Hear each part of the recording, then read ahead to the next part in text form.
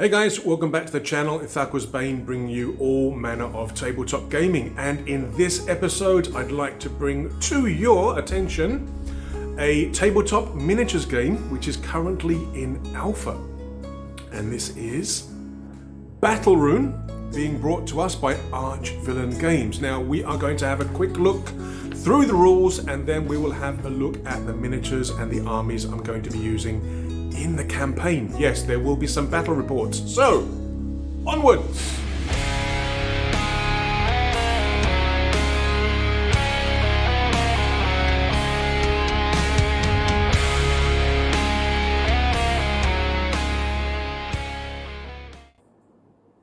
Right, welcome. We are looking at Battlerune, the tabletop miniatures game from Archvillain Games, currently in alpha.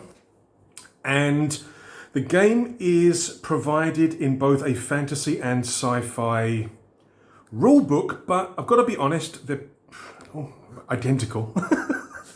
The game, I don't know whether the game is going to be modified later on to actually include more specific rules, gameplay, theme, to make it sci-fi and fantasy, but at the moment the rules are, I think they're exactly the same. I can't actually notice any differences. So what we're going to do is we are going to be looking at the sci-fi rulebook, and also we're going to be looking at the, I suppose you could call them codexes, but they're like unit rulebooks. They're the army-specific stat blocks and unit information for each army. There is also another document that you can get, which is the Champion Builder, which is a revamped version. This is actually the beta version, and it actually replaces the one that you get inside the rules themselves. So this is also something that you can download now. The rulebook, the unit books, and the Champion Builder you can get when you join the Archvillain Games Patreon or Tribes. You can also pick them up if you are not a Patreon or Tribes member, but you won't have access to the latest unit rulebooks for the latest releases, since those are, like I say, for Patreon and Tribes. You'll be able to get those things a month later, but it's all available for you to access, download, and play with. But again, reminder, this is all in alpha, so things will change. And like I say, at the moment, what is being given to us is very much a generic rule set for both sci-fi and fantasy. And I don't know whether in the future it's going to actually be changed so that there will be a specific fantasy rules and science fiction rules, or whether it's going to stay sort of generic. We'll see what happens. Anyway, let's take a quick look through the rule book, and then we'll have a look at the other documents that you can get. So, in the rule book, it's not a lot of pages. It is, doesn't say typical, doesn't actually say how many pages there are, but it says here 12, so I'm going to assume that that's correct. So you're getting a very basic rule book, and like I say, there's nothing fancy about it. There's no artwork inside. There's a lot of things that, like I say, will change. You may notice that I've been putting notes in here, things that I spot that maybe are, I don't know, maybe not clear, maybe things that need to be looked at, maybe things like typing errors, number errors. There's some things that I'm a bit confused about why they've used different wording, but the core game looks fun, and we will be doing a campaign for this. In fact, in the previous video, I went over a RPG supplement, Not a Place of Honor, where I actually used that to create the campaign that we're going to be playing. So let's have a look and see. What have we got here? Contents and credits, and then we go into the basic rules. So this game is focused on a 2d6 to make all of the relevant tests. And reading here, it says Battlerune is a competitive tabletop skirmish game where each player controls an army led by your custom champion using the champion builder. Wielding the power of a Battlerune. This is something that we'll be looking at in a little bit, and something that makes this game very different from other tabletop games. Battle your way through the pits of damnation or the fields of Elysium and become the most feared champion in the drifting havens, whatever that's supposed to be. But it has a lot of potential, this game. But like I say, there's a few things that still need to be worked out. But yeah, it's all good fun. And as I play the games, you'll be able to see everything as it happens and how all the little intricacies and all the little rules work. So when you create an army in this game, there are essentially 3 things that you're going to need. First of all is a champion. Now your champion will be created as a custom unit, and you will create your champion using these rules here, using an archetype to give you basic stats, choosing a focus, whether you are mundane or arcane, whether you are magic or not. In this game, the sort of special powers, the psionics or whatever you want to call them, is classed as magic, whether it's in fantasy or science fiction. And you have to choose whether you are a magic user or not. Then you get a certain number of build points to actually create your unit in terms of their special abilities, and also potential magic abilities. And that's the first thing that you'll need for your army. And your champion is free. It doesn't cost any points. In this game, when you're building an army, they're called shards instead of points, but it's the same thing. The second thing that you're going to need is a Battlerune. Now, every army has one of these Battlerunes, and these are, I suppose it would be favors of the gods, your pantheon, your following, your faith. It could also represent maybe an organization that is sponsoring your army, and this will give you certain powers and abilities during the game, and it's where your champion gets their power from. Again, we'll have a look at those in a second. So champion, free, Battlerune. Now the Battlerune will actually cost you shards or points.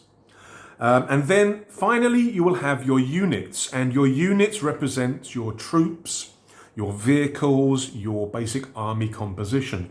And every unit or every model that you are going to select for your army again will cost shards or points. Right, let's have a look and see the data sheets, because this is the makeup of each one of your models or your units in the game. So the champion will essentially have the same data sheet or the same format as the rest of your units, but obviously with the champion builder, it's going to be a unique data sheet for every champion that you make. For your units, for each troop or each model in your army, they will also have a data sheet. Now, you may have multiple models with the same unit name or unit description. You may have a variety. There are limits and restrictions, as we'll see in a second, but here we have the basic data sheet. So in the data sheet, you have your name and the shards that it will cost to recruit them for your warband. The number of stars is the number of shards. And then it tells you what is their rank. So this represents their role on the battlefield. There are a number of different ranks, and these are also used when you create your warband, because again, there will be limits. Depending on the size of game, the size of battle, it will tell you minimum and maximum of each rank that you are allowed to have. So for example, this one says infantry. If you want to do the smallest size battle, you can have up to 7 infantry. Next is size, and this is a unit's size category and approximate base diameter. The smallest size at the moment is classed as medium. These are going to be on a 25 to maybe a 32 millimeter base. You can have large, gargantuan, colossal, huge. All of these are going to have larger base sizes, and it will also affect potential extra damage. After that is type. Now, again, this is the sci-fi rulebook, but it's got here elf. I mean, you'll notice this as I go through. There will be sort of fantasy parts actually put into the rules here because they're basically the same thing. But the type is your species, profession, title, and these can be linked in the Battlerunes. Sometimes, like with the example here, it says any giant. So the Battlerune will give bonuses if you have any giants in your army. So make a note of those. Then we have HP. This is your hit points, the amount of damage that this unit can take before they be dead. ATK is attack. This is the value that is added to attack rolls. Defense, DEF, is the value added to defense rolls. Combat is a simple 2d6. It's an opposed 2d6 roll.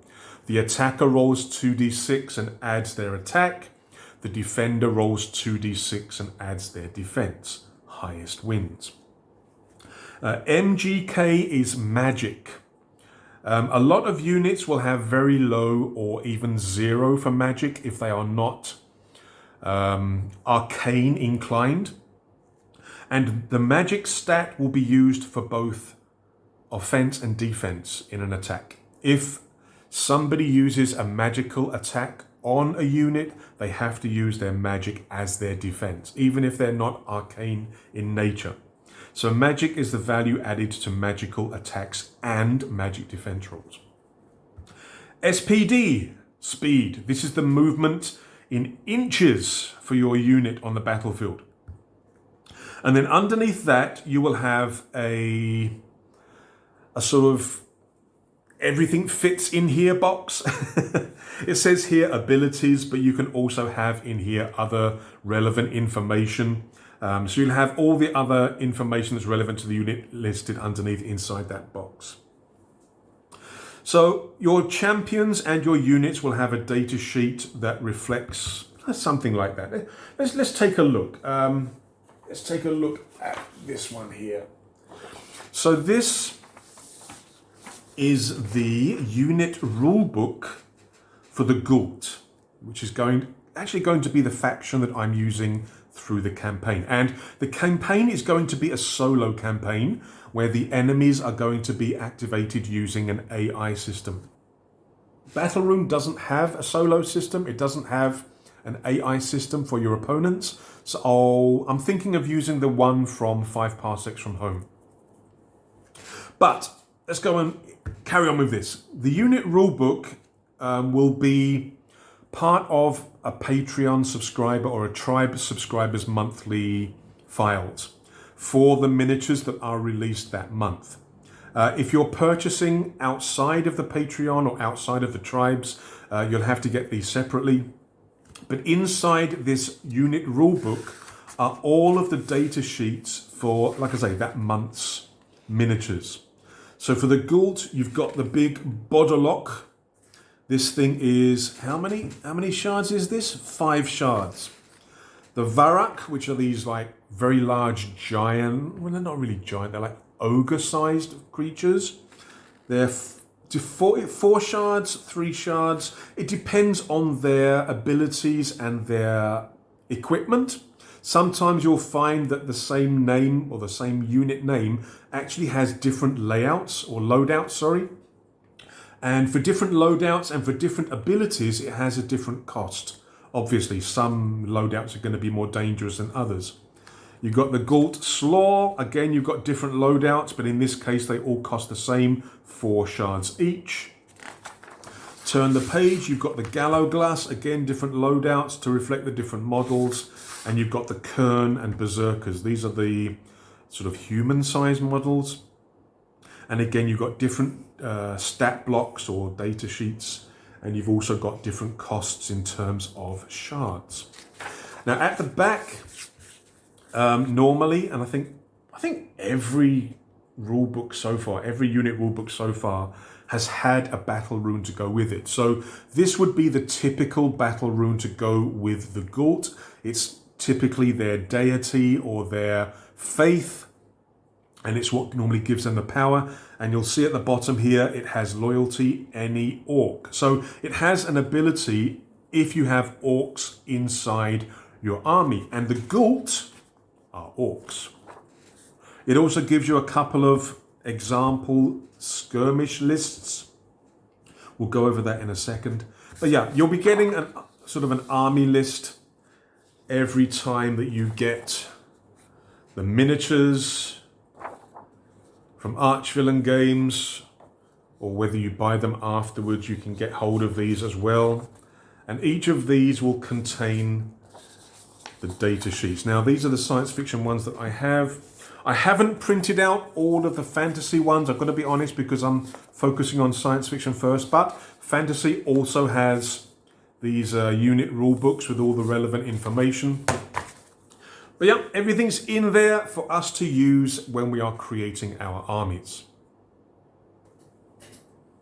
Now, I also need to mention at this stage that you are not limited to one unit rulebook when you're creating your army.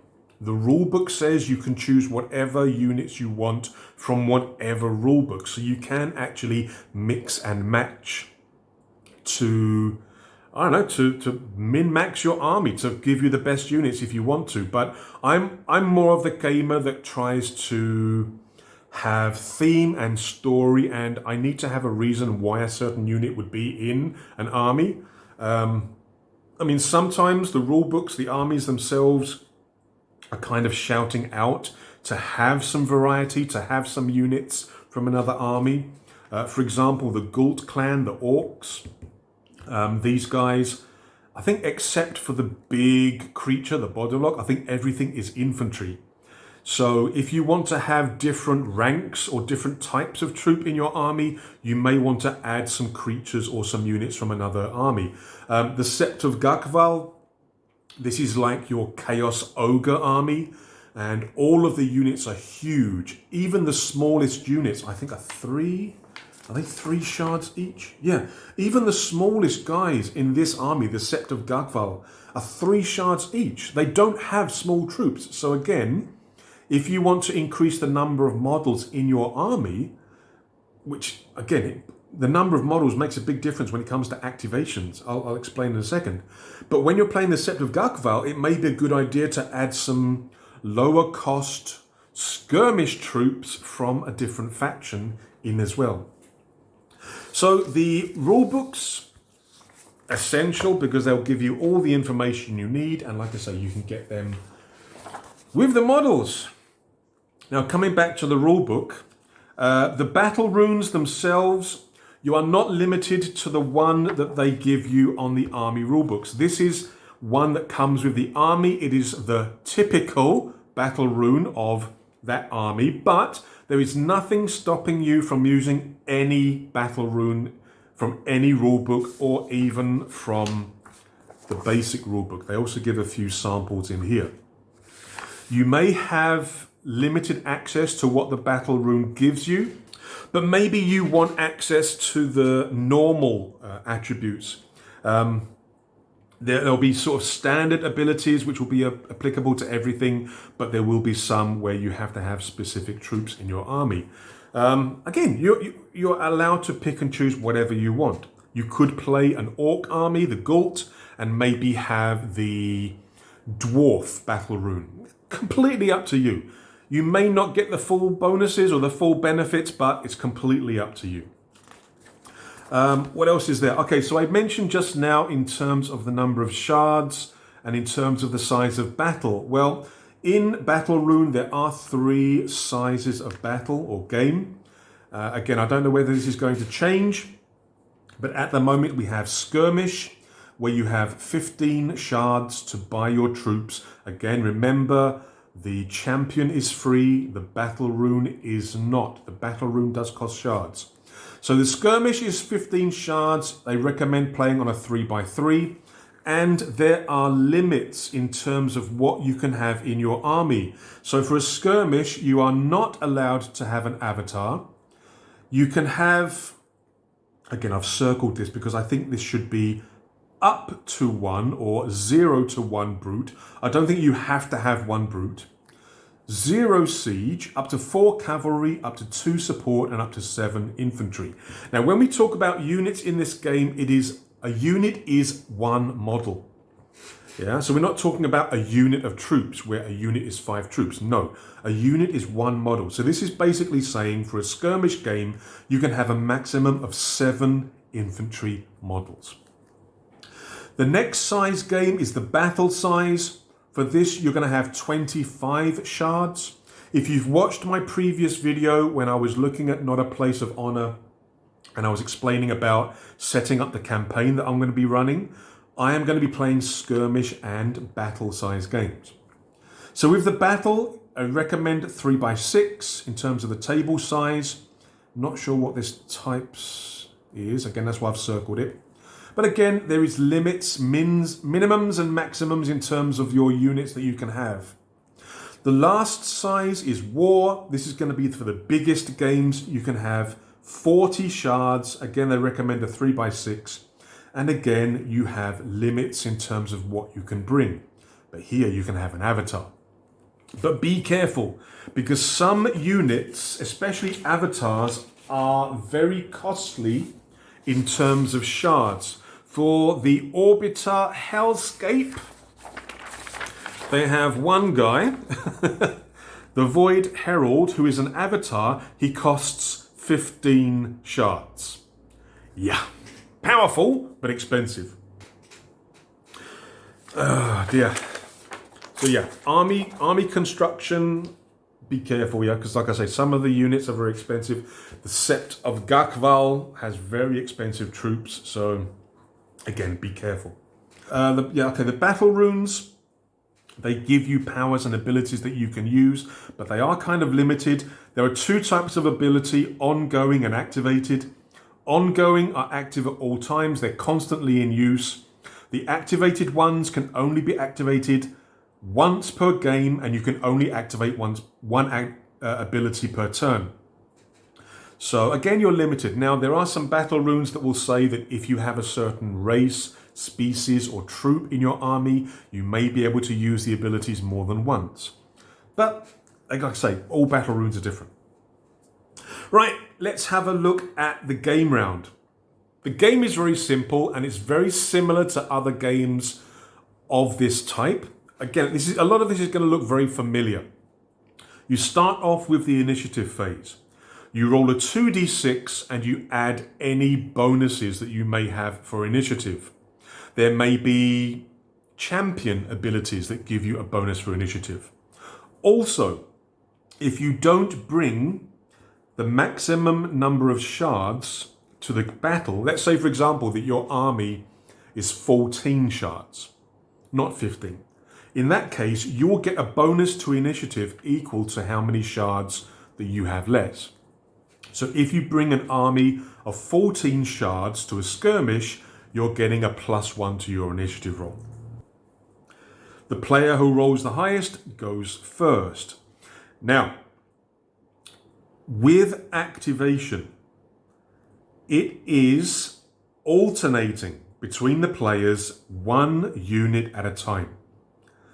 So the first player will activate 1 unit, use a token or something to indicate that that unit has gone. When that unit has finished, it goes to your opponent and they will activate 1 unit. Then it comes back to you. So it's an alternating activation. And when a model or unit is activated, they will get 2 action points. It sounds very familiar to a lot of other games.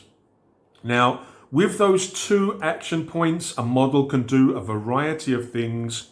They can attack, melee or ranged, and they can do that more than once per turn if they want to, and it costs 1 action point each time. They can aim, where they basically get a +1 attack and +1 damage until the end of round. They can guard or make an attack of opportunity. Those are combat actions. Move actions include moving or embarking on a vehicle, rushing or disembarking, charging, climbing, disengaging, bonk, bonk. And there are 3 others: activating battle rune activities, using certain unit abilities, or triggering objectives. Sometimes your units will have abilities that have an action point cost. So for example here, for this example champion, he has the ability to do a firebolt, and it's going to cost him 1 action point to use that ability here. Once you've used your 2 action points, it goes to the other player like I mentioned just now. And that's how the game runs. Now, there are some basic rules to set up, but again, I would expect more inside the final game. There are some terrain rules. Again, I will expect a little bit more in the final game. And then when it comes to combat, very, very simple. Melee combat can be done by everybody, even if they don't have special melee listed in their datasheet. Everything can make melee attacks. Units must be within base-to-base contact or within reach to do melee.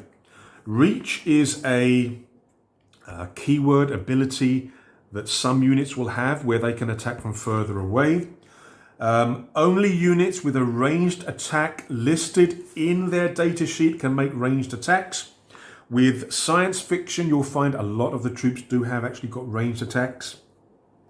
There are different types of damage in this game. You have energy, magic, and standard. However, the way that it's written at the moment in the alpha rulebook is very confusing. It's contradicting in a couple of places. So what I'll be doing during the alpha campaign is I'm not actually going to be worrying too much about that.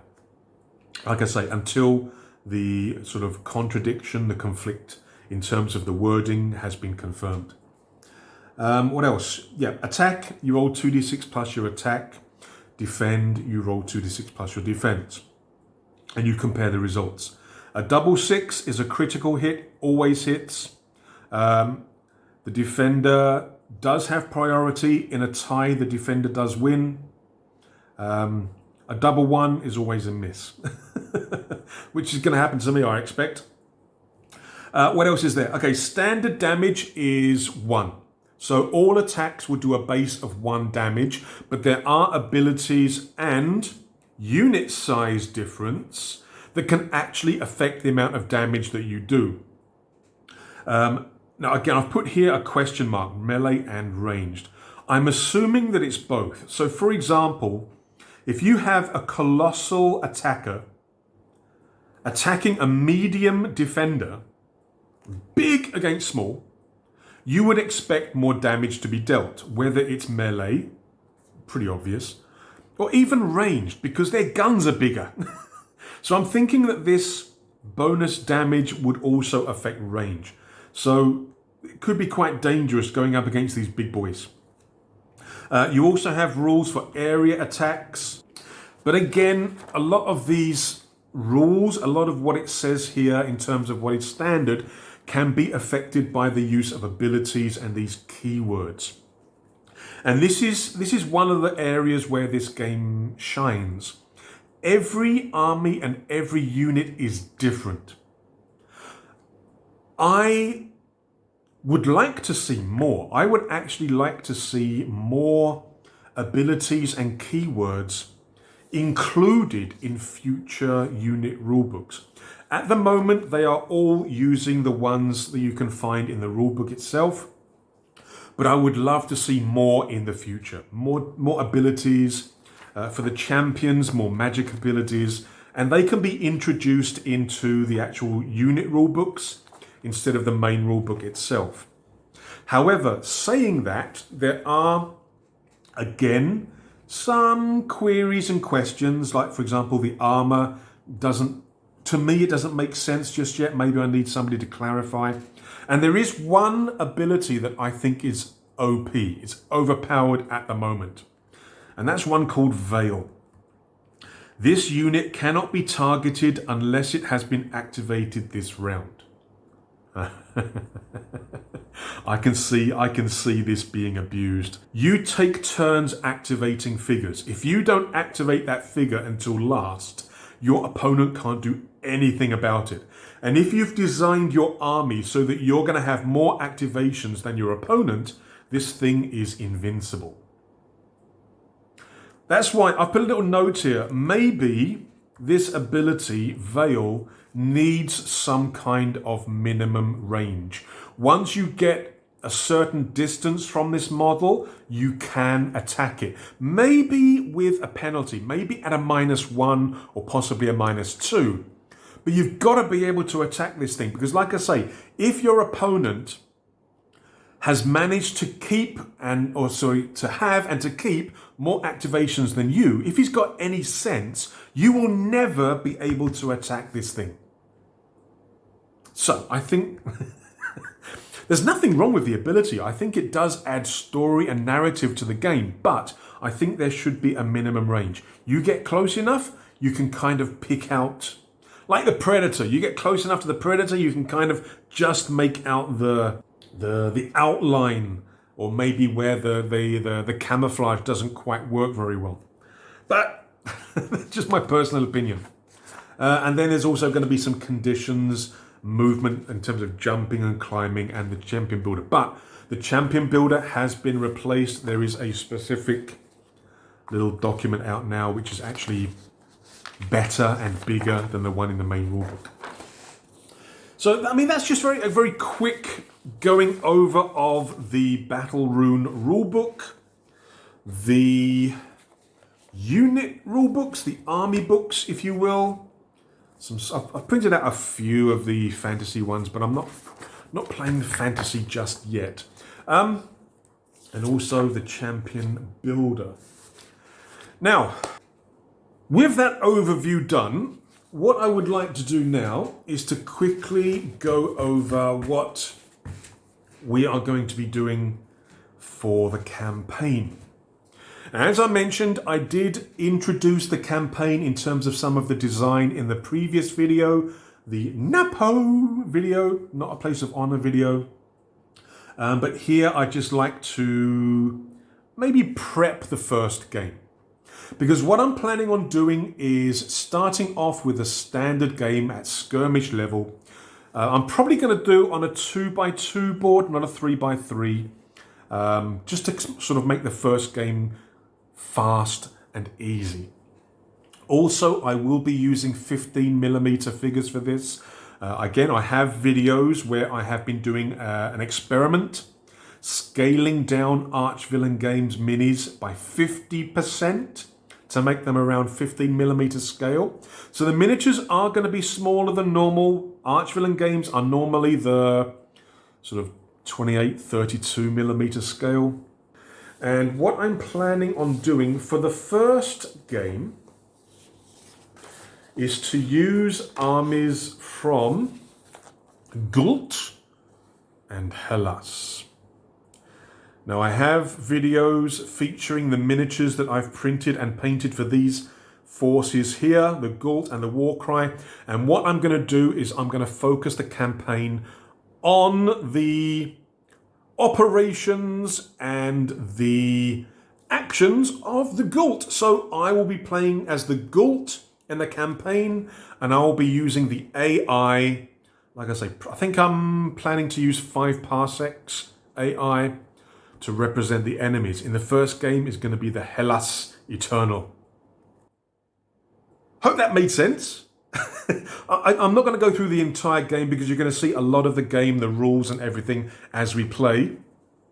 But I do have a little bit of an animation, a little bit of a slideshow to introduce the first game that we're going to play. And don't forget to like, subscribe, ring the bell, add comments. Here is the story of how the campaign begins.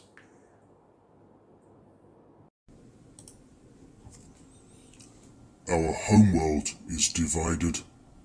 The Hellas, always threatening, but Ghult are strong. We resist as our ancestors did, protecting our land, our people. But now, a new threat has come A foreign evil threatens all. Appearing in the great ice range. Attacking both Ghult and Hellas. Ghult arrange meeting with Hellas. We agree to cease fire. But as we sign the papers, shots are fired, ceasefire ends. Hellas lie, we kill. Roar!